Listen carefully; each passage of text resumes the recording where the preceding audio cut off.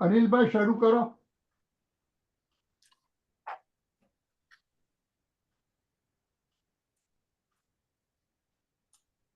તમારે સૌથી પહેલા અનમ્યુટ કરવું પડશે. હા, હું અનમ્યુટ કરું છું, હવે થયું. હા, અત્યાર સુધી મને અલાઉ નહોતું કરતું. હા, સંભળાય છે મારો અવાજ હવે બધાને? હા હા હા હા. સૌને વાર્તા વર્તુળની આ બેઠકમાં આવકારું છું વિથ હેપીએસ્ટ હાર્ટ. કારણ કે ઘણા વખતે વાર્તા વર્તુળ આવ્યું, લાંબા સમયથી મળવાનું થયું નથી વાર્તાના નિમિત્તે, અને વચ્ચે મારી તબિયત બી થોડી બગડી એટલે હું બી ક્યાંક સંતાઈ ગયો હોઈશ વચ્ચે. પણ આજના વાર્તાકાર અંગ્રેજી ભાષામાં લખે છે, અને એડલની વાર્તા ભદ્રાબેન સાથે જ્યારે ચર્ચા કરી ત્યારે વાર્તા ગમી, અને એમ થયું કે અહીંયા લખાતી વાર્તાઓ વિશે પણ જો થોડી વાત થાય અને અહીંના વાર્તાકારો વિશે પણ થોડી ચર્ચાઓ આપણે શરૂ કરી શકીએ, અને એમને બી કદાચ થોડી મદદ મળી શકે અને આપણને પણ થોડુંક નવું શીખવા મળે, એવા હેતુથી ભદ્રાબેને અનુવાદ કરવાનું બીડું ઝડપ્યું, અને એમણે એ લુકિંગ વાર્તાનો ખોજ યાત્રા તરીકે અનુવાદ કર્યો છે. તો વિપુલભાઈ, જગદીશભાઈ, સૌને આવકારતા હું આ મંચને ખુલ્લો મૂકું છું અને ભદ્રાબેનને વિનંતી કરું છું કે તેઓ પહેલા એડેલનો પરિચય આપે થોડોક, અને પછી એડેલની વાર્તા વાંચે. Thank you. અચ્છા, ચાલો. આજે મારી સખી એડલનો પરિચય આપતા હું ખુશી અનુભવું છું. 4 વર્ષ પહેલા હું તેમને U3Aની મીટિંગમાં મળી હતી, યુનિવર્સિટી ઓફ થર્ડ એજ, જો કોઈને ખબર ના હોય તો. વ્યવસાય અમે બંને લાઇબ્રેરિયન હોવાથી તરત જ અમારો મેળ જામી ગયો. વળી એમની જેમ મને પણ વાર્તા લખવાનો શોખ હોવાથી અમે બંને U3Aના ક્રિએટિવ રાઇટિંગ ગ્રુપમાં જોડાયા. ત્યાં મને તેમની વાર્તાઓ સાંભળવાનો મોકો મળ્યો. મારી વાર્તાઓ વાસ્તવિક સંજોગો પર આધારિત હોય છે. મારી પાસે કલ્પના શક્તિ ઓછી છે, એટલે એડલની વાર્તાઓમાં રહેલા કાલ્પનિક પ્રસંગો મને આકર્ષિત કરતા. એકવાર મેં એમને કહેલું કે હું તમારી વાર્તાઓનો ગુજરાતી અનુવાદ કરીશ, પણ એ મોકો મને આજે આ પ્રસંગે મળ્યો છે.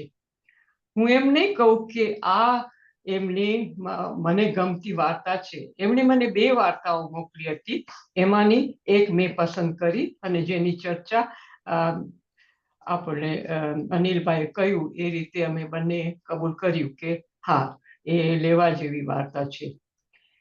હમણાં મેં કહ્યું એમ એડલ હેરોમાં સ્કૂલ લાઇબ્રેરી સર્વિસમાં કામ કરતા હતા. ત્યારથી એમનો સાહિત્ય પ્રેમ સ્કૂલના બાળકોમાં પણ એમણે વિકસાવ્યો હતો. નિવૃત્ત થયા પછી U3Aમાં જોડાઈ હાલ એ ક્રિએટિવ રાઇટિંગ ગ્રુપના ચલાવે છે. એમણે 3 વાર્તા સંગ્રહો પ્રસિદ્ધ કર્યા છે, પણ એમના કહેવા મુજબ એ વાર્તાઓ પોતાના શોખ ખાતર લખતા, મારી જેમ. એટલે એમને પ્રસિદ્ધ કરવા પછી પણ પાછળ એમના મિત્રોનો, એમની બહેનપણીઓનો આગ્રહ હતો, મોખરે હતો, ત્યારે એમણે આ 3 વાર્તાઓ સંગ્રહ પ્રસિદ્ધ કર્યા. એમના કહેવા પ્રમાણે એમની વાર્તા લખવાની કળાને એ વિલક્ષણ, ક્વર્કી એટલે કે નિયમ વિનાનો તરીકે ઓળખાવે છે. એ સાયન્સ ફિક્શન, હ્યુમર, નાટિકાઓ અને ખૂન ખરાબીના મૂળ લઈને પણ વાર્તાઓ લખે છે. નાનપણથી જ એ ડાયરી લખતા. એમને બહુ નવાઈ લાગતી કે લોકો કેમ ડાયરી નહીં રાખતા હોય, અને સાવ નાની ઉંમરે એ લોકો પર્યટન પર જાય તો એમની માતા જે વાસ્તવિક હોય, ઐતિહાસિક બાબતો લખે, ત્યારે એડલ એ આજુબાજુનું વર્ણન, હોટલનો રૂમનું વર્ણન હોય કે બહાર પ્રકૃતિનું વર્ણન હોય, એ બધું વર્ણન પૂરું કરી અને ડાયરીમાં નોંધ લેતા. અને 9 વર્ષની નાની ઉંમરે એમણે એક કવિતા લખી હતી, જેમાં એમને કેટલા 6000 કેટલી કંઈક એન્ટ્રીઝ હતી. એમાં એમને પ્રાઇઝ મળ્યો હતો. એટલે અને એ કે હું એટલું બધું વાંચતી કે ટોયલેટમાં જઉં તોય પણ મારી પાસે બુક હોય. એટલે નાનપણથી જે વાંચન જેમણે શરૂ કર્યું એટલે એમની કલ્પના શક્તિ પણ ખૂબ વિકસી અને જે આપણે કહીએ ને કે વોકેબ્યુલરી પણ વધુ વિકસે. જેટલું વધુ વાંચીએ એટલો શબ્દ પ્રયોગ પણ સરસ રીતે કરી શકાય. તો એવી એ અડલ મારી મિત્ર થઈ, એમાંથી મને ઘણું શીખવા મળ્યું. એટલે Adele, I welcome you to our session. I have just told them how we met and how your quirky style had attracted me when we were part of the U3A group. I So still chalo. miss you. Yeah. તો ચાલો હવે આપણે અડલની વાર્તાનો અનુવાદ સાંભળીએ. વાર્તાનું શીર્ષક ખોજ યાત્રા. રાયનના પિતા અવકાશી વાહનોના પાયલોટ હતા અને માતા એક સ્કૂલમાં ડિનર લેડીનું કામ કરતી હતી. રાયન એના માતા પિતાને જવલે જ મળતો, કેમ કે તે એની માસી ફ્લો સાથે રહેતો હતો. સોમથી શુક્ર ફ્લો સાથે અને શનિ રવિ તેના દાદા દાદી જો અને માર્કેટ સાથે. વાસ્તવમાં તેના પિતા અવકાશી પાયલોટ નહોતા, પણ લાંબી સફરે જનારા લોરીઓના ડ્રાઈવર હતા. અને એની માતા રાયન 5 વર્ષનો હતો ત્યારે બાપ દીકરાને મૂકીને જતી રહી હતી. વળી ફ્લો માસી પણ તેની સગી માસી નહોતી, બલકે તેના પિતાની હાલની ગર્લફ્રેન્ડ હતી. રાયનના દાદા દાદી પણ તેના પિતાના ઓળખીતા કોઈ લોકો હતા. રાયનને ખબર ન હતી કે દરરોજ તેના પિતા ક્યાં જાય છે. ફ્લો માસી પોતાના મોબાઈલ વાનમાં લોકોના વાળ કાપવાનું કામ કરતી. રાયન આખો દિવસ ઘરમાં એકલો રહેતો, એટલે નાની વયમાં જ એ પોતાની સંભાળ લેતા શીખી ગયો હતો. શુક્રવારની સાંજથી જ ફ્લો તેને તેના દાદા દાદી પાસે મૂકી આવતી, જેથી કરે તે રાયનના પિતા સાથે નિશ્ચિંત બનીને સમય વિતાવી શકે. પરિણામે તેના દાદા દાદી જો અને માર્ગરેટ સિવાય બીજું કોઈ રાયન સાથે ખાસ બોલતું નહીં. જો અને માર્ગરેટ બંને એરપોર્ટ પર કામ કરતા. જોનું કામ હતું વિમાનોને તેમની પાર્કિંગની જગ્યાએ દોરી જવા માટેનું માર્ગદર્શન આપવાનું, જ્યારે માર્ગરેટ ડ્યુટી ફ્રી વિભાગમાં કામ કરતી હતી. ક્યારેક તેમને શનિ રવિ કામ કરવાનું થતું ત્યારે તેઓ રાયનને સાથે લઈ જતા. તે તેને ફર્સ્ટ ક્લાસની લાઉન્જમાં મૂકી આવતા, જ્યાં ત્યાંના કર્મચારીઓની આંખ હેઠળ રાયન જાત જાતનું ખાવાનું ખાઈ શકતો. તો ક્યારેક તેઓ તેને બાળ સંભાળના વર્ગમાં મૂકી આવતા. એ હવે બીજા બાળકોથી ઉંમરમાં થોડો મોટો હોવાથી તેના પર વધુ ધ્યાન આપવું પડે તેમ હતું, પણ ઓછા બોલો રાયન તેની 7 વર્ષની ઉંમરથી નાનો દેખાતો હતો, એટલે કોઈએ ફરિયાદ કરી નહોતી. રાયનને કોરા કાગળોની થપ્પી ને સાથે થોડી રંગીન પેન્સિલો આપી દો તો એ કલાકો સુધી ચિત્રકામમાં મશગુલ રહેતો. એના ચિત્રના દ્રશ્યો રહેતા એના પિતા અવકાશમાં વાહનો ચલાવી રહ્યા હોય, એક ગ્રહથી બીજા ગ્રહે ઝડપથી ઉડતા હોય અને વિચિત્ર લોકો સાથે લડી રહ્યા હોય.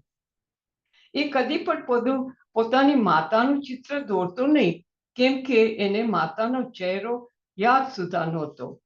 અને વળી ડિનર લેડી શું કરે છે તે પણ તે જાણતો નહોતો, કેમ કે એ હજુ સુધી સ્કૂલે ગયો નહોતો. જો અને માર્ગરેટને રાયન બહુ જ વાલો હતો અને બંને તેને ખૂબ લાડ લડાવતા. ક્યારેક એરપોર્ટ પર રાયનને પોતાના વાનમાં બેસાડી જો તેને વિમાનો પર લખેલા એરલાઇન્સના નામો વાંચતા શીખવતો. રાયનને નામો જ વાંચવા કરતા દરેક એરલાઇનનો લોગો એટલે કે પ્રતીક ચિહ્ન યાદ રાખવામાં વધુ રસ હતો, અને એના લીધે એ બીજી કંપનીઓ અને સંસ્થાઓના લોગો પણ ઓળખવા લાગ્યો હતો.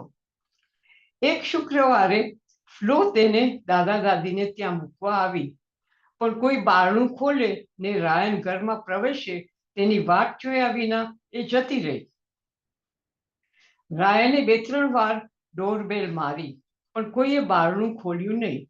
એટલે એ પગથિયા પર ગોઠવાઈ જઈ પોતાના કાગળ અને રંગીન પેન્સિલનો કાઢી પિતાના ગગનવિહારી ચિત્રો દોરવા માંડ્યો. અંધારું થતા રાયને ટૂટિયું વાળી ત્યાં સૂઈ જવાનો પ્રયત્ન કર્યો, પણ પેટમાં કુરકુરિયા બોલતા હતા એટલે ઊંઘ આવતા થોડી વાર લાગી. સવારના સૂર્યના આછા કિરણો શરીરને અડક્યા ને એ સળવળ્યો. તેને થયું કે સવાર પડી ગઈ છે, એટલે દાદા દાદી એરપોર્ટ પર પહોંચી જ ગયા હશે. એટલે એણે પણ એરપોર્ટ પર જવાનું નક્કી કર્યું. ઘરની નજીક એક બસ સ્ટોપ હતું અને આવતી બસ ઉપર એરોપ્લેનનો લોગો જોઈ એ બસ એરપોર્ટ પર જ જતી હશે એમ ધારી એ એમાં ચડી બેઠો. 12 કલાકની શિફ્ટ કરીને થાકેલો ડ્રાઈવર પણ એની કંઈ પૂછપાછ કર્યા વિના એને બસમાં ચડવા દીધો. એરપોર્ટના ટર્મિનસે પહોંચ્યા ત્યારે ડ્રાઈવરે બૂમ પાડી, "ઓલ ચેન્જ!" અને રાયને બસમાંથી ઉતરી જમીન પર બ્લુ લાઇન પરના એરોપ્લેનના ચિત્રને અનુસરીને ચાલવા માંડ્યું. એરપોર્ટની અંદર જઈ એણે ડ્યુટી ફ્રી શોપનો લોગો શોધવાનો પ્રયત્ન કર્યો કે જેથી તે દાદીમાં માર્ગરેટ પાસે જઈ શકે. પણ લોગોને શોધવાની મથામણ છોડી એ થોડા બાળકો અને શૂન્ય આંખોથી જોઈ રહેલા વ્હીલચેરમાં બેઠેલા અમુક કિશોરોની લાંબી કતારમાં જોડાઈ ગયો. રાયન બીજા બાળકોથી ઉંમરે કે દેખાવમાં બહુ જુદો નહોતો લાગતો, એટલે એ આ કતારમાં સરસ રીતે ગોઠવાઈ ગયો. પાસપોર્ટ કંટ્રોલ સુધી પહોંચતા તો રાયન તરફ કોઈ જોતું પણ ન હતું. થાકેલો પાસપોર્ટ કંટ્રોલ ઓફિસરને થયું કે એણે પાસપોર્ટ ગણવામાં ભૂલ કરી હશે, એટલે તેણે થોડા ઉદાસ ચહેરે અને દયાવાન સ્મિત સાથે હાથ હલાવી રાયનને આગળ જવા દીધો. રાયન સમિત બધા જ બાળકોને સેન્ડવિચના પેકેટ્સ, ડ્રિંક્સ અને ક્રિસ્પ આપવામાં આવ્યા.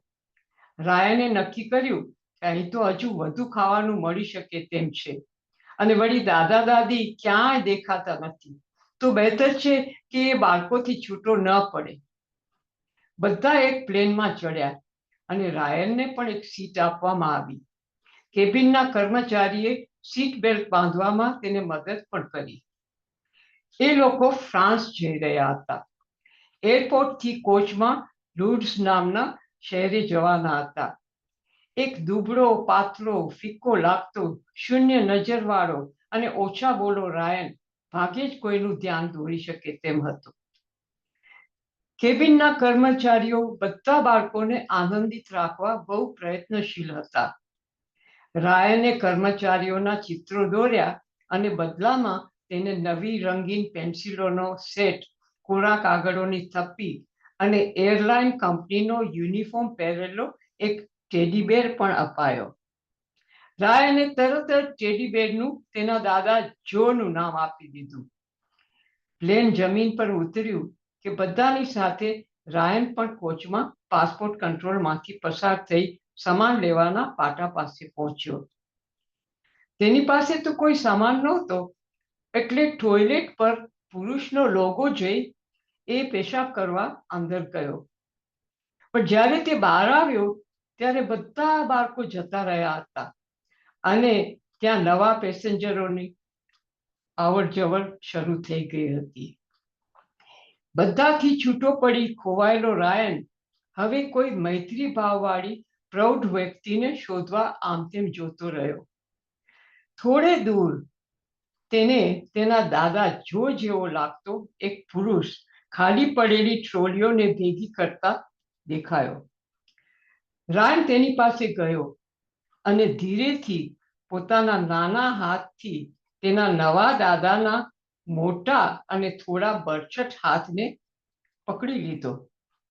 પેલા પુરુષે કંઈ પણ બોલ્યા વિના આ નાનકડા, શાંત, ફિક્કા લાગતા છોકરા તરફ જોઈ સ્મિત આપ્યું. એણે આજુબાજુ પડેલી ટ્રોલીઓ તરફ રાયનનું ધ્યાન દોર્યું અને બંને જણે ટ્રોલીઓને એકબીજાની અંદર નાખી સરસ રીતે એક દિવાલ તરફ ગોઠવી. એમણે આ કામ દિવસની આખર સુધી કર્યું અને ટ્રોલીમાંથી ન કઢાયેલા સિક્કાઓ ભેગા કર્યા. પછી બંને જણે એકબીજાનો હાથ પકડી હસતે મોઢે ચહેરે એરપોર્ટની બહાર નીકળ્યા. રાયનને હવે એક કાયમી કુટુંબ મળ્યું. આભાર.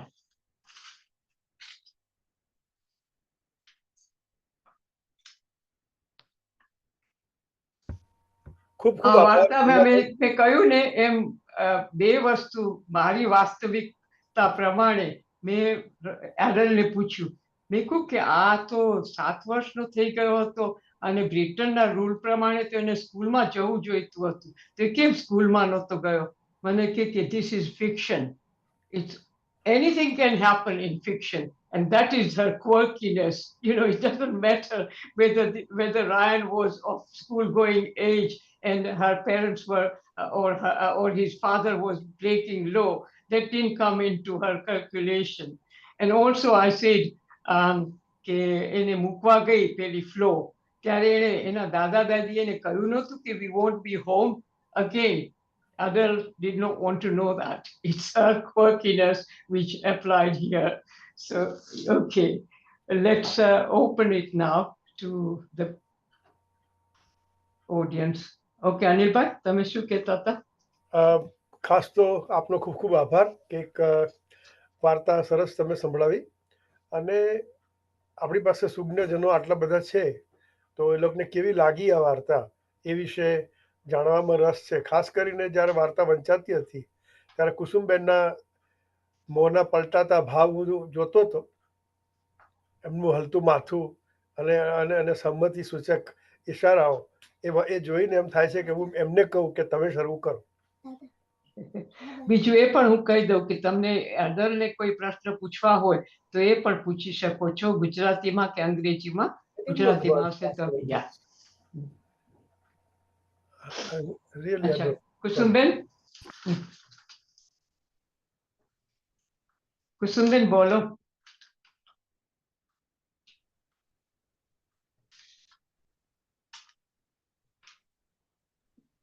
કુસુમબેન જતા તમારે રહ્યા. અનમ્યુટ કરવું પડશે.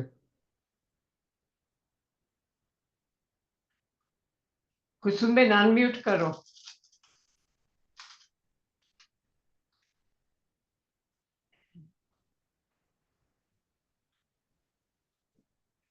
હજુ અનમ્યુટ નથી થયું કુસુમબેન.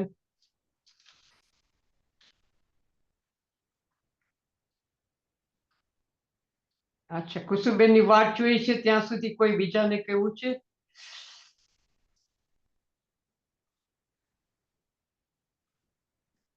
અચ્છા,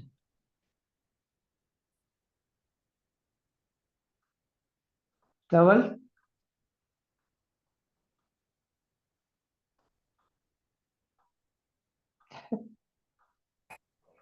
ઓકે, સોરી, મારું લેપટોપ થોડું મારા જેવું છે ઉંમરલાયક, એટલે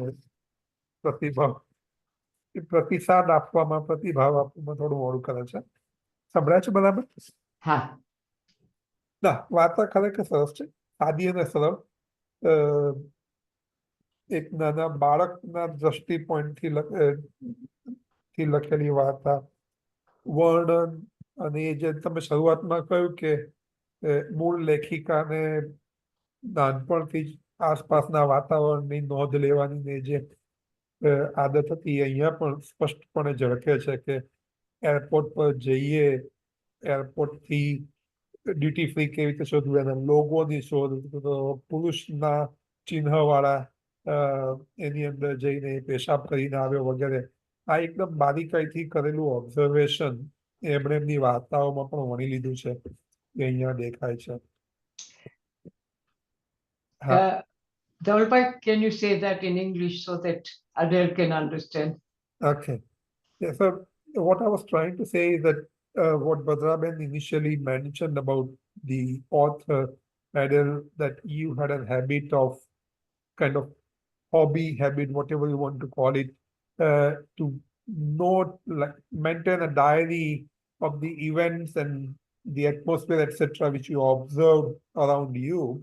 That quite clearly reflects in your story here as well, where you mentioned that when the little boy Ryan walks into the airport, he's then looking for the logo for duty free.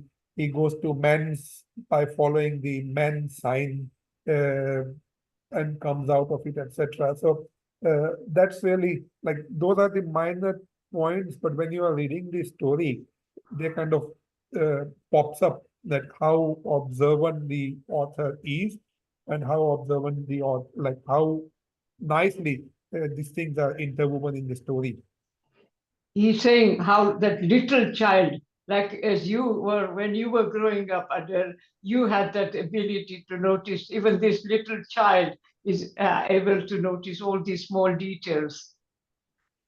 Yeah.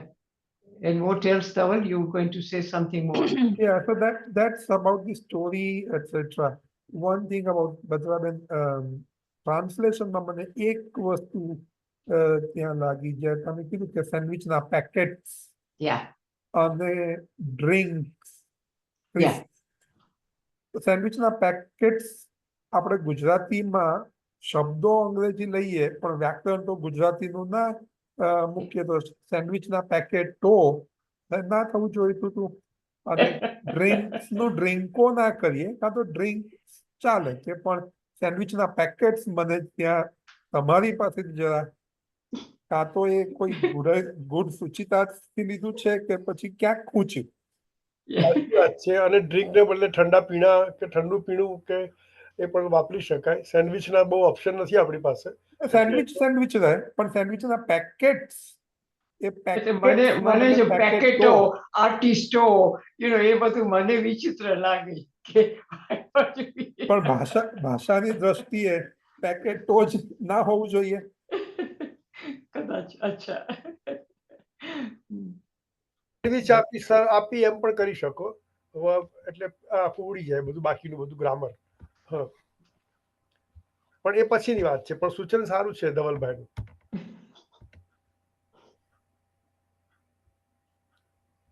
Kusumben આવ્યા હવે? Adele, do you wanted to say something? I'm very worried about these packets of sandwiches. It's obviously something lost in the translation, which I'm slightly concerned about. Yeah, let me translate. So, in English, you add up the loan words like guru, pandit, etc. We have accepted those words from Sanskrit or Indian origin languages. But when you use those words in your English sentences, you always apply English grammar to that. Like for plural, Pandit doesn't become Panditaha because Panditaha is actual Sanskrit plural for a singular Pandit.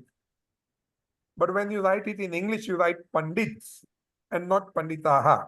So similarly, my point was that when we adapt a word or we take a loan word from English to Gujarati, like sandwich packet, a packet becomes a word, sandwich become a word, but when we make a plural of it, rather than sandwich packets, in Gujarati, we should have applied a plural of packet, which would become packeto. Well, I'm pleased to know that that's not me. I'm going to hold the translator completely at fault here. Why did you do this with my packets of sandwiches, Badra? Exactly. Why did you do that with her sandwich packet? I tell you what was really interesting was I've got the book here that it's in. And whilst you were reading the story, I knew exactly where you were. I thought so. Admittedly, a lot of that was down to the names of the people, but there are also quite a lot of crossover words. And so I was able to follow all the way through until you got to the end. And I found that quite fascinating. Good experience for you as well, Adele. Anybody else? Jagdish bhai? તમે નાસ્તો કરી લીધો હોય તો કંઈ બોલો.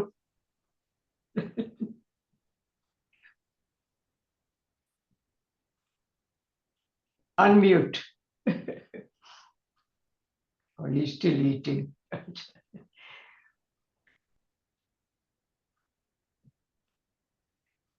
Anybody else? Vijayben? કંઈક બોલો બધા, કોઈક નહીં બોલે તો પછી આગળ કેમ વધીશું? અચ્છા, જગદીશભાઈ તૈયાર છે હવે, મને લાગે છે. અનમ્યુટ કરો જગદીશભાઈ.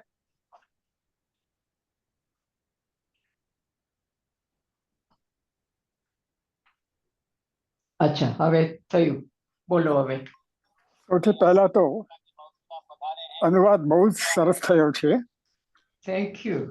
અને એ જે ભાવ મૂળ બેને લખેલો છે એ ભાવ તમારા રજૂ કરવાની અંદર પણ એ શક્તિથી રજૂ થયો છે. એટલે માત્ર ભાષાંતર થયું અને કામ પતી ગયું એમ નહીં, પણ પછી તમે એ મય બનીને જ્યારે રજૂઆત કરી ત્યારે પણ રજૂઆતની આખી કળા એ પણ તમે સિદ્ધ કરી છે. એ બંને વસ્તુ મને સાથે જોવા મળી. Thank you. અને આ પેલા કવિઓ પણ નથી કરતા ઘણી વાર. કવિ જ્યારે કવિતા રજૂ કરે છે ત્યારે કેટલાક કવિઓ બહુ સરસ રીતે રજૂઆત કરે છે, પણ કવિતામાં કશું ખાસ હોતું નથી. અને કેટલાક કવિઓ અત્યંત સુંદર લખેલું હોય પણ રજૂઆતમાં એવા ફીકા પડે કે ઉપડી જ ન શકે. આ બંનેનો જ્યારે સંગમ થાય ત્યારે એ કવિ પ્રતિભા પૂરી ખીલી શકે. એવું જ આ વાર્તા વાંચનમાં પણ છે કે વાર્તાનો અનુવાદ થયો હોય એ નબળો હોય પણ રજૂઆત સરસ હોય તો લોકો ખીલીને સાંભળે કે ખુલીને સાંભળે. અને જો એનીથી બીજી સ્થિતિ હોય તો બીજી સ્થિતિમાં પછી એમને પકડવાની મુશ્કેલ પડે છે. એટલે તમે બંને વસ્તુઓ અત્યંત સરસ રીતે કરી. અર્થાત મૂળ લેખ મારી પાસે નથી, એટલે અનુવાદમાં તમે શું શું વિશિષ્ટતાઓ બતાવી છે કે પેકેટોમાં ગોતું ખાધું છે એમાં હું પડવાનો નથી. કારણ કે હું તો પદાર્થને માનવામાં માનું છું કે જ્યારે સામે આપણી સામે આવે છે ત્યારે એને તમે કેટલા એની સાથે એ મય બની શકો છો. અને અનુવાદની એ કળા બહુ ઓછા પાસે હોય છે. અને તમારું તો એક ક્ષેત્ર છે, કારણ કે તમે અત્યાર સુધીમાં ઘણા અનુવાદો પણ કર્યા હશે. એટલું જ નહીં પણ એકદમ આરંભમાં તમે કરતા હતા વર્ષો પહેલા, ત્યારે આપણે થોડી વાતચીત પણ એ રીતે થયેલી અને કંઈક મેં સૂચન પણ કરેલું આશુપાત્ર યાદ છે. કારણ કે તે વખતે મને સૂચનો કરવાનો કંઈ શોખ હતો. હવે એ બધું વિચારે પાડ્યું છે, કારણ કે કશું એ જોવાને બદલે વસ્તુને પામો અને આનંદ કરો. એ આનંદ આપણામાં કેટલો ઉતરે છે એ જુઓ. અને એ જે પહોંચાડી શકે તો એના ટેકનિકલ શબ્દો નથી વાપરવાનો સાહિત્યના, પણ એ સમસંવેદન થાય એ જ મોટો આનંદ છે. અને તમે આખી રજૂઆતની અંદર પણ સરસ કુશળતા દાખવી અને અનુવાદમાં પણ તમે આખી આપણી ગુજરાતી છટા એ પામી શક્યા. એટલે તમે લેખિકાબેનને કહેજો કે એમનું કામ જે છે એ તમે સફળ રીતે સારી રીતે કર્યું છે. There's a message for you from Dr. Dave. He's saying that I have given enough proper justice to your story through my translation and through my reading. So be rest assured. And he's very right, because once in my library I had invited Buchi Emecheta, the Nigerian female writer, and the way she was doing the reading of her own story, I thought, oh God, please stop. I can do a better job of it, because there wasn't that feeling of what she had written. And here Jagdishbhai is saying that I read it as if I was actually totally involved in the story. So that's he enjoyed the recitation as well as the translation. He thinks it's good. He doesn't know what your English is like, but he presumes that I must have done a good job. I would say that if anybody enjoyed the story, it's completely down to your translation. So yes, kudos, absolutely. Yeah, done very well. Thank you. Vipulbhai, Anilbhai, who wants to go? હું વાત કરું તો એડલે જે તમે કહ્યું એમ કે એમણે જે આજુબાજુ જોવાનો શોખ છે, તો એની સાથે સાથે એ ચિત્રણ જ્યારે બરાબર પરફેક્ટલી આવે છે ને, ત્યારે આપણને એક બ્રિટનના સમાજ જીવનનો પણ થોડોક આછેતરો ખ્યાલ આવે છે. વ્યવસાયો કયા પ્રકારના કરે છે, એમાં ખાસ કરીને એક મોબાઈલ વાનમાં વાળ કાપવાનું કામ કરતી માતા અથવા માસી ફ્લો, તો એ ખ્યાલ આવે છે. બીજું home schooling kind of education, કે તમે સીધા ના જાઓ અને ઘરમાં ભણાવો, અથવા માતા પિતા બાળકને શિક્ષણ આપે, એ પ્રકારનું પણ થઈ શકે, કે જે ગાંધીજીની કલ્પના હતી એ પ્રકારનું પણ થઈ શકે. અને સ્કૂલે નહોતો ગયો પણ એને વાંચવા શીખવવામાં આવતું હતું. So he is being literate by parents. That Adele has tried to convey, and it's reached to perfectly to us. So my point was how beautifully Adele crafted the social life of the Britain or British people, and how the child is conceiving the all circumstances which is not comfortable to other child, but this child is living in a different circumstances. એટલે આ જે મુશ્કેલીમાં જીવાતું, મારું અંગ્રેજી બહુ સારું છે નહીં પાછું, એક છે ને એક આભણ માણસોની આ તકલીફ હોય છે. બોલી નાખો. Anil is apologizing for his poor English, but he writes such beautiful Gujarati stories. You would love to translate them into English if I would. I'd like to Because his read them stories if you also- translated them, yes. His stories have such unusual twists that, I love them. And he's my guru and correcting, the way I write and so on. So, he's really good. But one thing, Anilbhai, you had told me that you liked the story to begin with because it was the pain, the loneliness, that the child is feeling without actually depicting it. And he's saying that maybe Adele could have dwelt a bit more on those emotions of his loneliness. That's what Anil had said before when we were discussing whether to present it or not. Do you have anything to say about that? હું વાત પૂરી કરી લઉં થોડી, Yeah, કારણ કે sorry, તમે Anilbhai, sorry. Yeah. જે મુદ્દો ઉભો કર્યો છે એ મુદ્દો મેં આમાં લખી રાખ્યો છે પેલી મારી ચપટી. Sorry, Anilbhai. That's fine. તમે વાત કરી એટલે હવે એ મુદ્દા પર ફરી ચર્ચા કરવાનો અર્થ નથી. પણ બાળ માનસમાં ઝીલાતું એકાંત અને પીડા એ મોટે ભાગે ઉપેક્ષિત થઈ છે, કારણ કે બહુ ઓછા રાઇટરો એની પર કામ કરી શક્યા છે. કારણ કે એ બહુ મૂંઝવણભર્યું કામ છે કે બાળ માનસને પૂરેપૂરું સમજવું, કારણ કે મોટાને એવું લાગતું હોય છે કે એ સમજતો નથી. બીજા કેટલાક માતા પિતાઓને કે સમાજના માણસોને એવું લાગતું હોય છે કે ભલે નાનો છે પણ એને બધી સમજણ છે.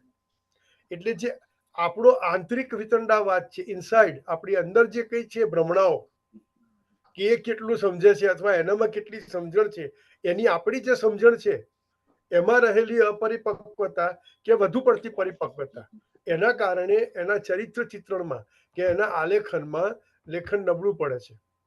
હમણાં વચ્ચે ભગત સાહેબ સાથે બિપિન સાથે ભગત સાહેબની વાત થઈ ત્યારે કહ્યું, ભગત સાહેબ એકવાર કહ્યું હતું, નિરંજન ભગત, કે લેખક છે ને એ ત્યાં સુધી જ લેખક છે, એને પહેલી લીટી લખી અને છેલ્લો શબ્દ કરીને પૂર્ણ વિરામ મૂક્યું.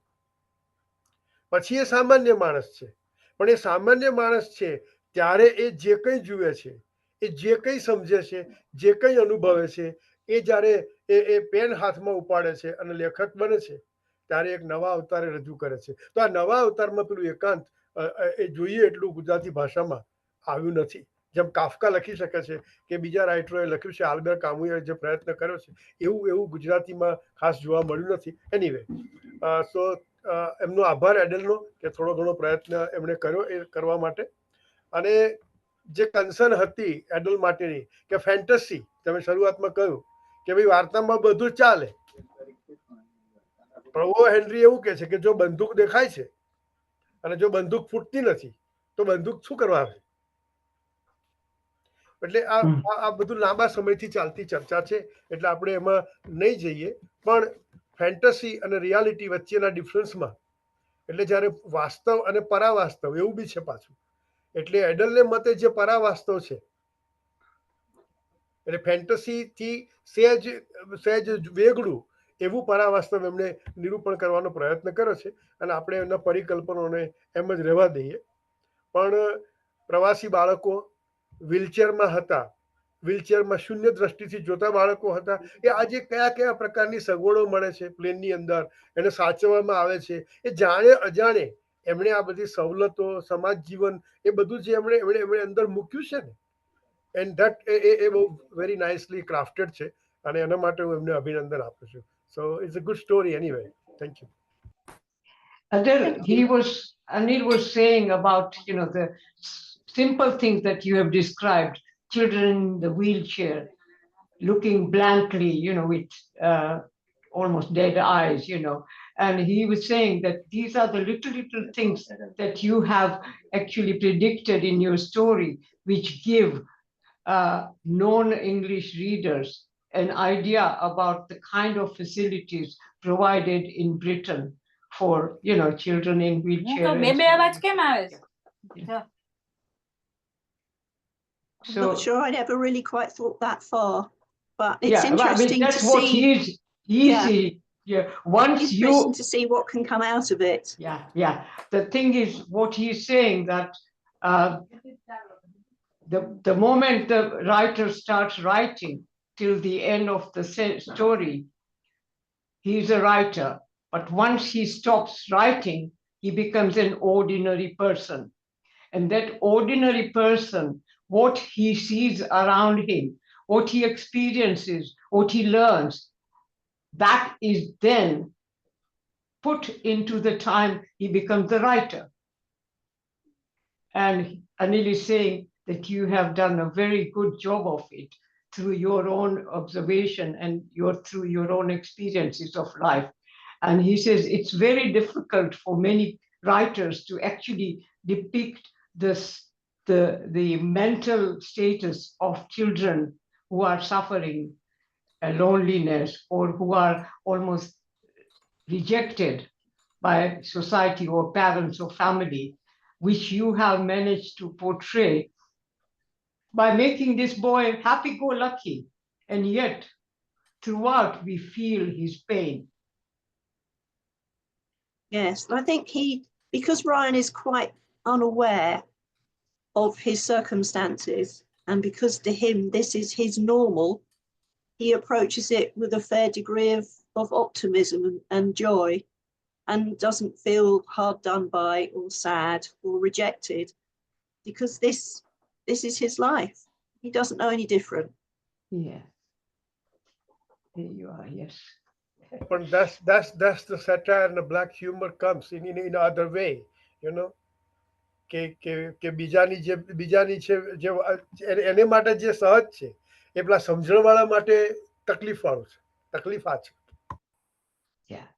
Yeah, saying, as you said, it's a norm for him, but for other people, he's going through a lot of, difficulties and pain and so on, which without him actually telling us, we feel it, the reader feels it. Yes.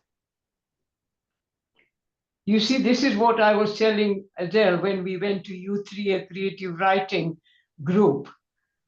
The English people in their own way, very nice story, very nice story. They didn't go into this depth to explain what they felt, why was it nice, what we could have done to make it better, or so on. So this is the kind of discussion, Adele, we have in our readers group. And that is what I was hoping to, that's why I joined U3, a creative writing group, in order to improve my writing skills. You and me both. I can tell you, there's now 14 people in the group, and it's exactly the same as it was. And pretty much every week I have a moan at them about, did you say something about this story? Yeah, Because Gets me nowhere. because when I started saying, so Adele said to me, "You're the first one who has brought this aspect into actually criticizing in the not a positive way or negative way, both ways. But they don't do that." Yeah. Everybody is a little bit too scared. They don't want to say anything in case anybody says something to them. I think. I don't know. Or maybe You they know- just don't have any opinions. I'm willing to accept that as well. They just like to go somewhere every 2 weeks and have someone read to them. But Adele did Adele- say, Anil bhai, I had warned Adele that, be prepared to have some negative criticism as well. She says, "I will go and cry once I have left the meeting." So No, I just don't think she I will. want to mention, Adele, that there is no any space pilot job available in the world. Who are going there? So that's we and me and Bhadra has a lot of discussion about that. That's I said no, that this reality is not allowed in any fiction. But anyway, that's the different scenario. Okay. કોઈને બીજાને કંઈ કેવું હોય તો દમયંતી બેન, નટુભાઈ, બીજા બેન, Hansa બેન. Tawal, have you got anything more to add?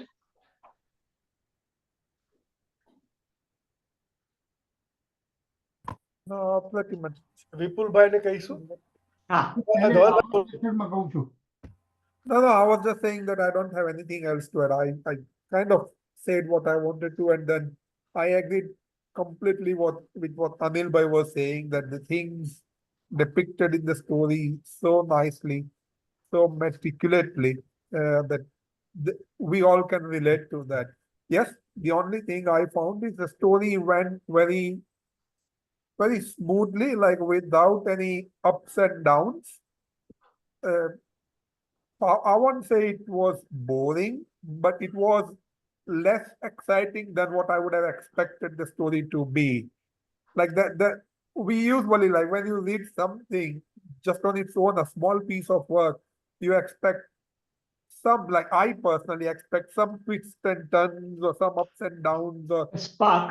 yeah, some spark, which I found wasn't there here. But obviously, the intention behind the story could be quite different than throwing some tantrums to the audience, etc.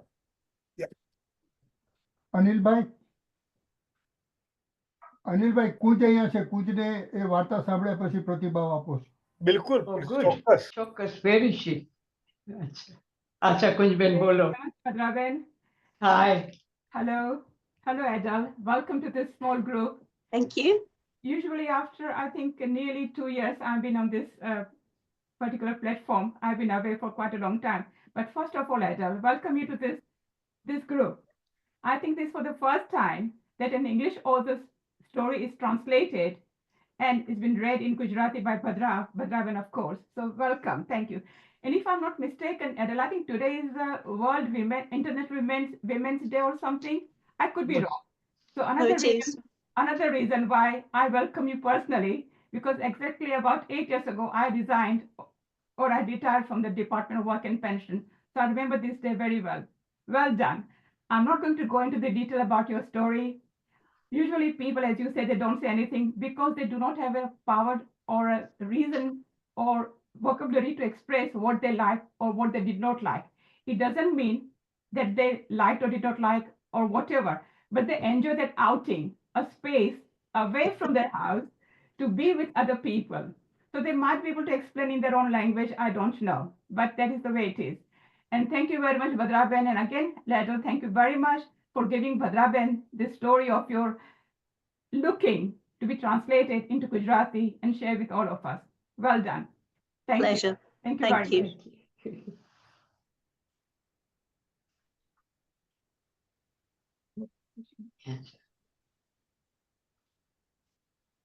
વિપુલભાઈ હું આભાર દર્શનમાં જે કંઈ કહેવાનું છે કહું છું. તો હવે છેલ્લે. હું ધારું છું જો કોઈને કંઈ ન કહેવાનું હોય તો પછી આપણી પાસે બહુ મુદ્દાઓ છે નહીં.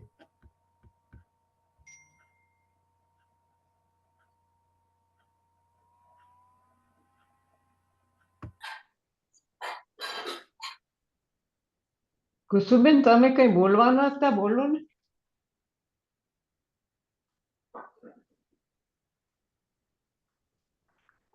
અનમ્યુટ કરો, તમે અનમ્યુટ નથી કરતા.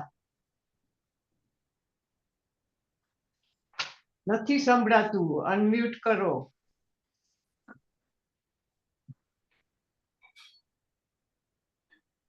નીરજભાઈ કે પંચમ અનમ્યુટ કરી શકે એમને? ના, હું કર પણ ન થાય. I have to ask her to unmute. ના મેં કીધું હા.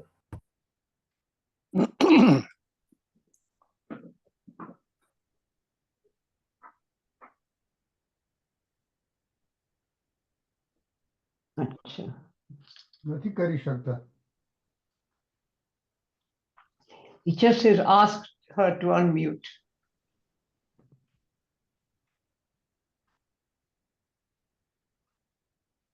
એ મથે છે પણ ખબર નહીં.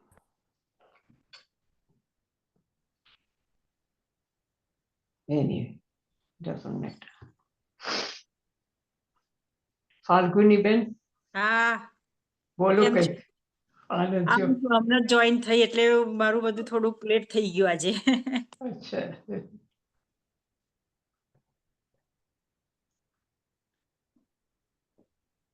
તો વાર્તા ન સાંભળી તમે? ના હું હજુ હમણાં જ હું કેરિંગની જોબ કરું છું અચ્છા, એટલે હમણાં મારું ક્લાયન્ટને હમણાં જ મારે અહીંયા લાવી હવે એટલે હું જરાક જોઈન થઈ શકી, થોડી બિઝી હતી. ઓકે, સરોજ. પણ હા હા, ના બોલો બોલો. હા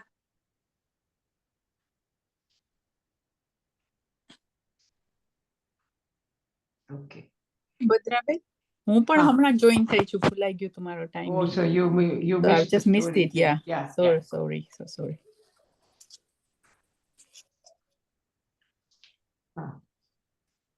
Okay then, Vipulbhai, I think we should wind up. Anilbhai, okay. Yes please go head. Thank you. Bhadraben, Jagdishbhai અને કુસુમબેન મારા જૂના સાથીદારો છે. હું લગભગ 15-20 વર્ષ પહેલા વાર્તા વર્તુળની જે બેઠકો થતી એ તરફ તમને દોરી જવા માંગુ છું. એ દિવસોમાં પોપટલાલ પાંચાલ વાર્તા વર્તુળના સંચાલક હતા. વાર્તાઓ રજૂ થયા પછી કેટલાક સાથી મિત્રો ભાષા, જોડણી, ઉચ્ચાર એની ચિંતા કરતા હતા. વાર્તા વર્તુળની બેઠકમાં વાર્તા એ વખતે ગૌણ બની જતી હતી અને આ માટે પોપટલાલ પંચાલને 2 થી 3 વખત ઈશારો કરીને રજૂઆતમાં મેં કહેલું કે વાર્તા અહીંયા પ્રધાન વસ્તુ છે, ભાષા ગૌણ વસ્તુ છે. અને ભદ્રાબેને જે આજે વાર્તા રજૂ કરી છે અનુવાદ રૂપે, એ અનુવાદનું એક ગણિત પણ સમજી લેવાની જરૂર છે. અનુવાદ એ માત્ર શબ્દોનું નથી, એ સમાજ જીવનનો અનુવાદ છે. એ સમાજની ભૂગોળ, એનો ઇતિહાસ, એની સંસ્કૃતિ, એની ભાષા અને કેટલી બધી વસ્તુઓનો અનુવાદ કરવાનો છે. એટલે એ જ્યાં સુધી આપણામાં સમજણ પકડાય નહીં ત્યાં સુધી વ્યાકરણ અને ભાષાની ચિંતા કરીએ અને વાર્તા જ નો છેદ ઉડી જાય અથવા ગૌણ બની જાય, એ મને લાગે છે કે હવે આટલા વર્ષો પછી વાર્તા વર્તુળ ચલાવ્યા પછી મને લાગે છે આપણે નજરઅંદાજ ન કરીએ એ બધું અગત્યનું છે. બધું અગત્યનું છે પણ વાર્તા વર્તુળ સૌથી વધારે પ્રધાન છે. અને વાર્તાનું પોત, વાર્તાના પાત્રો એ જીવંત રહેવા જોઈએ, એની ચર્ચા પ્રાધાન્ય હોવી જોઈએ એવું મને લાગ્યા કરે છે. કે આ કહ્યા પછી મારે કહેવું જોઈએ કે આપણે અંગ્રેજી વાતાવરણમાં આટલા વર્ષથી કામ કરીએ છીએ ત્યારે એ સમાજ જીવનની વાર્તાઓ, એ સમાજ જીવનની ભૂગોળ, એ સમાજ જીવનનો ઇતિહાસ, એની સંસ્કૃતિ આપણામાં પણ હળે ભળે એવું તો બને અને બનવું પણ જોઈએ. પણ આજે તો ભદ્રાબેને એક આખો નવો ઇતિહાસ ઊભો કર્યો છે. એ લેખિકા પોતે હાજર છે, એડલ ફ્રેન્કલિન, અને એનું આપણે સ્વાગત તો કહીએ છીએ, પણ એમની હાજરીમાં એમના જ અનુવાદની વાત કરવી એ આપણા માટે એક ઇતિહાસ સર્જન અગત્યનો મુદ્દો છે. અને મને કહેવા દો કે આવી આ બેઠકનો આદર અને આરંભ ભલે ભદ્રાબેન અને અનિલભાઈએ કર્યો હોય, પણ એ આપણું એક મોર પીચ રૂપ એક પગલું છે. Absolutely true. અને સમજી એ લેવું જોઈએ એ વાર્તાનું પોત કેવું છે, એ વાર્તા ક્યાં સુધી મજબૂત બની છે કે વાર્તા રહી છે કે નહીં, એ આખી બીજી દલીલ છે. એનું ભાષાનું પોત જુદી વસ્તુ છે, પણ આપણે એક પ્રયાસ કર્યો અને એ પ્રયાસ કરવા માટે ભદ્રાબેને અને અનિલભાઈએ જે આ પગલું લીધું છે એ માટે મારે એમને થાબડવા જોઈએ અને કહેવું જોઈએ કે આ પગલું લીધું છે એટલું તમે અગત્યનું એ ઐતિહાસિક પગલું લીધું છે એટલું જ નહીં, એડલ ફ્રેન્કલિનને પણ અહીં લઈ આવ્યા છો અને એ તેડું મારે મન, આપણે મન એ અગત્યનો મુદ્દો છે. અને આ આદાન પ્રદાન, આ પ્રજા વચ્ચે જોડાવાનું આ કામ, આપણે જ્યારે આજે વધુ ને વધુ વિભાજિત થતા જઈએ છીએ ત્યારે મૂળ પ્રજાની સાથે એના સાહિત્યની સાથે આપણે વધુ ને વધુ ઓતપ્રોત થતા જઈએ એવું જે આ પગલું ભરાયું છે એ માટે ભદ્રાબેન અને અનિલભાઈને મારે સલામ કરવી જોઈએ. મિત્રો, આપણે કેટલું ક્યાં જઈને ઊભા છે મને ખબર નથી, પણ આજે આટલા બધા લોકો અહીંયા હાજર છે ને એની વચ્ચે આ વાર્તાની રજૂઆત થઈ. બહુ સારું લાગ્યું કે આપણે એના નબળા પાસાની પણ ચર્ચા અને ચિંતા કરી. પણ હવે પછી જ્યારે વાર્તા વર્તુળની બેઠક હોય કે કાવ્યચર્યાની બેઠક હોય કે ઓટલોની બેઠક હોય તો એના મૂળભૂત મુદ્દાઓને પકડીને પ્રાધાન્ય આપીએ એવું તો આપણે ગજુ ઊભું કરીએ ને. બસ આ એક ઇશારો કરી અહીં અટકું અને આ બેઠક માટેની જે આયોજના થઈ છે, જે ગોઠવણ થઈ છે એ માટે ભદ્રાબેનનો, અનિલભાઈનો તો આભારી છું. તમે સૌ અહીંયા હાજર રહ્યા છો એ તો ઠીક, પણ may I on behalf of Gujarati literary academy Adele Franklin I do thank you from my bottom of heart for remaining present today at this moment. And to us, it is one of the finest evening, or rather afternoon, that your presence has been taken very, very important way in our heart. Thank you so much. Thank you. That was very lovely, and it's been fun. Thank you. And I must thank Badra because she did all the hard work, really. And I'm sure the translation was beautiful. So thank you. Thank you. By announcement for the next meeting. હવે પછીની બેઠક 5મી એપ્રિલના છે.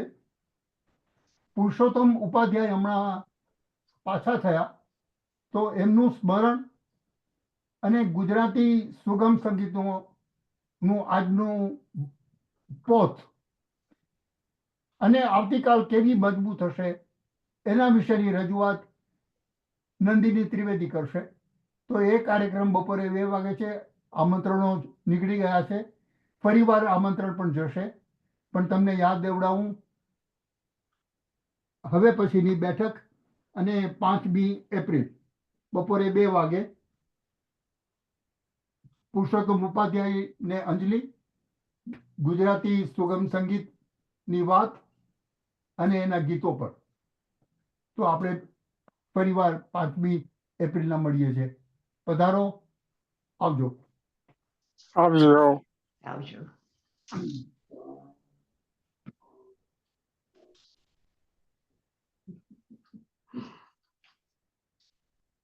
Bye everyone. આવજો. આવજો. મારે પૂછવું હતું કશુંક. હા બોલો. હા, મારે પૂછવું હતું કે મારે છે ને PhD કરવી છે અહીંયા હા હા પણ ગુજરાતી વિષય સાથે મને અનુકૂળતા પડે અહીંયા કોઈ યુનિવર્સિટીમાં. Yeah. Jagdishbhai, can you G reply to her? સૌરાષ્ટ્રમાં તપાસ કરી શકાય. મેં તપાસ કરી અને મેં વિપુલભાઈને પૂછ્યું પણ કે ત્યાં આગળ તો 12-13 વર્ષ પહેલા બંધ કરી દીધું છે. Gujarati.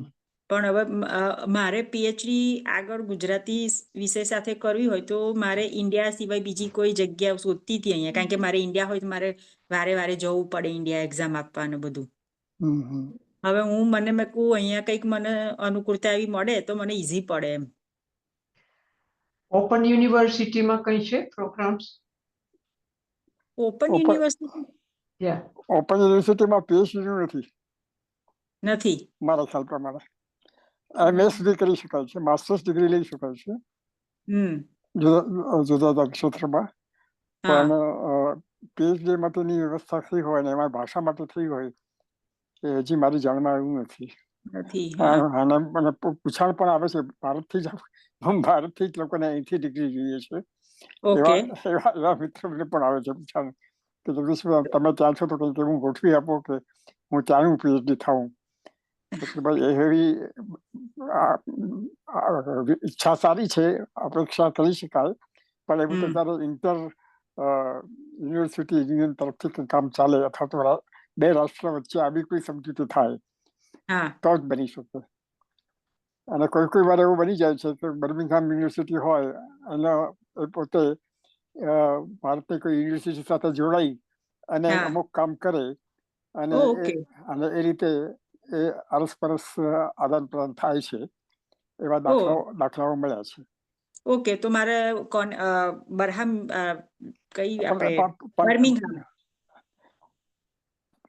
Birmingham university. હા, પણ એ અત્યારે હજી બધું આ પદ્ધતિ ચાલુ રાખી છે કે નહીં ખબર નથી. આ લગભગ હું 10 વર્ષ પહેલાની વાત કરું છું. તે વખતે ડાયસ્પોરા લિટરેચર ઉપર એક એવી રીતે સમજણ થયેલી હતી અને હું ધારું છું ત્યાં સુધી એ બળવંત જાનીએ એ કામનો આરંભ કરેલો અને એમની યુનિવર્સિટી અને બર્મિંગહામ યુનિવર્સિટી સાથે આ રીતે ડાયસ્પોરા લિટરેચર ઉપર કામ કરવા માટે એ જોડાણ થયેલું, એટલી ખબર છે મને. તો હું કદાચ બર્મિંગહામ યુનિવર્સિટીમાં જઈ આવું અને મળી આવું રૂબરૂ, કારણ કે ફોન ઉપર તો એ લોકો સરખો જવાબ નથી આપતા. એ જૂની પદ્ધતિ છે. આપણે ત્યાં જઈને ઉભા રહીએ ને ત્યારે ઉલટા એ લોકોને નવાઈ લાગે છે. હા, એ પણ વસ્તુ છે કે વાહ એમ કે રવિશંકર મહારાજ બધે જતા માણસાઈના દીવાની અંદર કે જયારે કામ કરવું હોય ત્યારે પોતે જ જઈને ઉભા રહે, આનો કાગળ કોને આપવો છે તો હું આપી આવું છું એમ કે તમારે કરવાની જરૂર નથી. સાંજ સુધીમાં તો એ નિકાલ લઈને આવતા.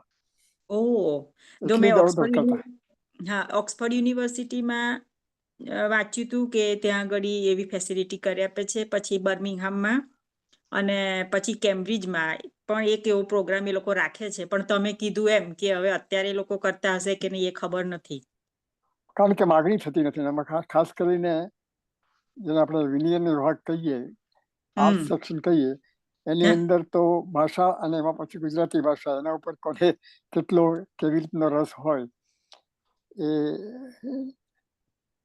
મુશ્કેલ છે. Can any university actually appoint you as an honorary tutor for PhD courses?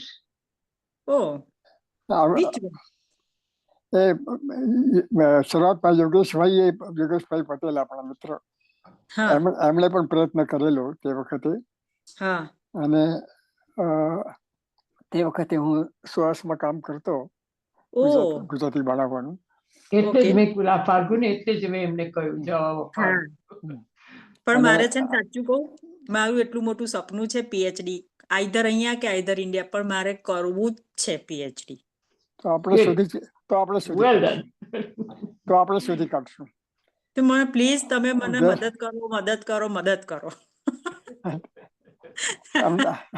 આમાં નાટકમાં એવી રીતે કહેવાય છે, 3 વાર બોલો એટલે સત્ય થાય. પીએચડી ની એન્ટ્રન્સ માટે એક્ઝામો, જોબ પર બધું લઈને જ ફરું છું.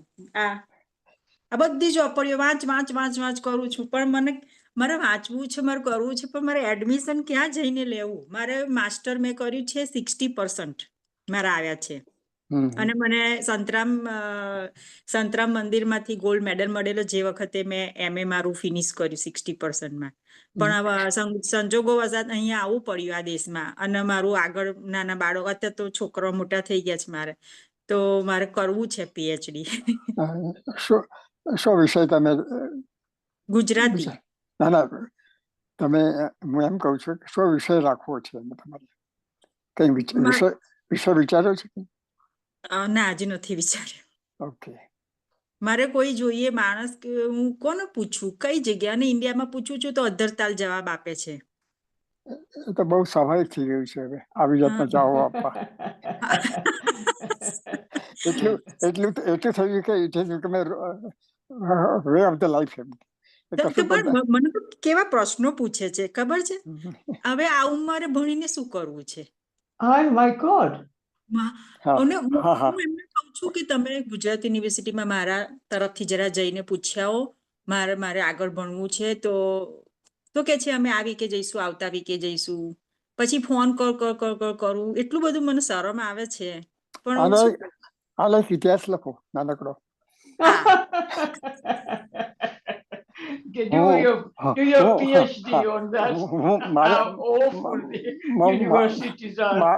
મારા સંશોધનો કરવા માટે જે મને મુશ્કેલીઓ પડી છે એના ઉપર અખંડાનંદની અંદર આ વખતથી જ આ ફેબ્રુઆરીના અંકથી મારી સંશોધન યાત્રા નામની લેખમાળા શરૂ થાય છે.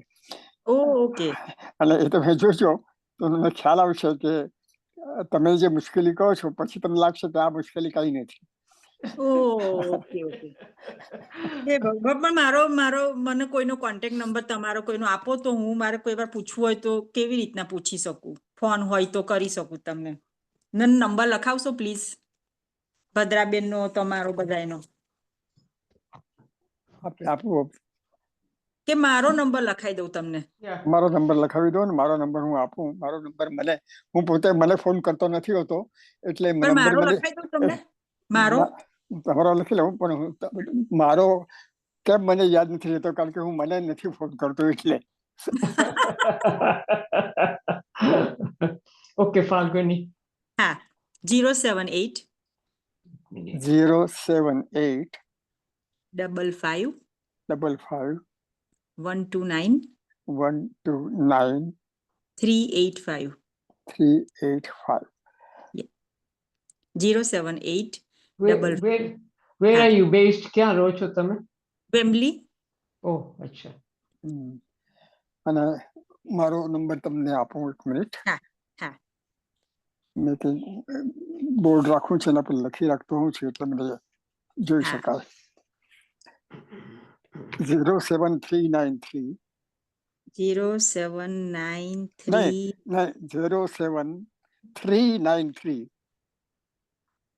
77 હા 90. Okay. 07393737790. Right. Okay. Thank you very much. Thank you. તમને મેં ઇન્ડિયાથી એટલા બધા પુસ્તકો ઓર્ડર કર્યા. મેં મારા ઘરમાં નાની લાઇબ્રેરી બનાવી છે વાંચવા માટે, પણ મારું PhD ખાલી નથી થતું. થશે. શ્રદ્ધા રાખો તો ફળે છે હંમેશા. મને અમુક વાર મારા બેડરૂમમાં, મારા ખાટલાની આજુબાજુ તમે જોશો તમને પુસ્તકો સિવાય કાંઈ નહીં મળે. વાંચ. પણ મને થાય ભગવાન, મારે જે કરવું છે એનું મેં ગોલ નક્કી કર્યો, પણ I don't know wear I am going. હજી ઘણા વર્ષ સુધી તો મારે ઓનરરી તરીકે સ્વાસમાં જ કામ કરવું પડેલું. એક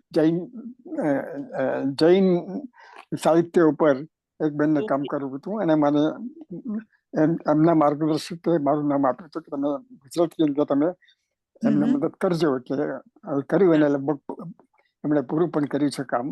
અને અત્યારે તો અમેરિકા ગયા છે. એટલે એવી રીતે એ લોકો માર્ગદર્શક ગાઈડ તરીકે રાખે છે ખરા. ઓકે ઓકે અને તો મને ઠીક રાખ્યો હતો તે વખતે હમ, આ હમ, કામ, કારણ કે એમને વિદ્યાર્થી મળ્યા હતા એટલે. હમ. અને એમને ત્યાંના જૈન સાહિત્ય પર કામ કરવા માટે સ્કોલરશિપ જેવું હતું એટલે મને એ વિષય રાખ્યો. ઓકે સારું બરાબર. તો હોપફુલી તમારા બધાના આશીર્વાદથી કદાચ હું કંઈક એક સ્ટેપ ભરું તોય ઘણું છે. થશે, બધું થશે, શ્રદ્ધા રાખજો. હા ટેક્સ્ટ મેસેજમાં મોકલી આપીશ તમને. હા okay thank you very much. Thank you. આવજો. હું તમને ફોન કરી શકું ને ગમે ત્યારે? ગમે ત્યારે. Okay thank you. 9 વાગ્યા પહેલા નહીં ને 9 વાગ્યા પછી નહીં. ઉભા રહો, તો સવારના કે સાંજના? રાતના? એટલે સવારના 9 વાગ્યા પહેલા નહીં ને રાતના 9 વાગ્યા પછી નહીં. હા એટલે 9 થી 9. તમે એમ કહો 9 થી 9 ની અંદર.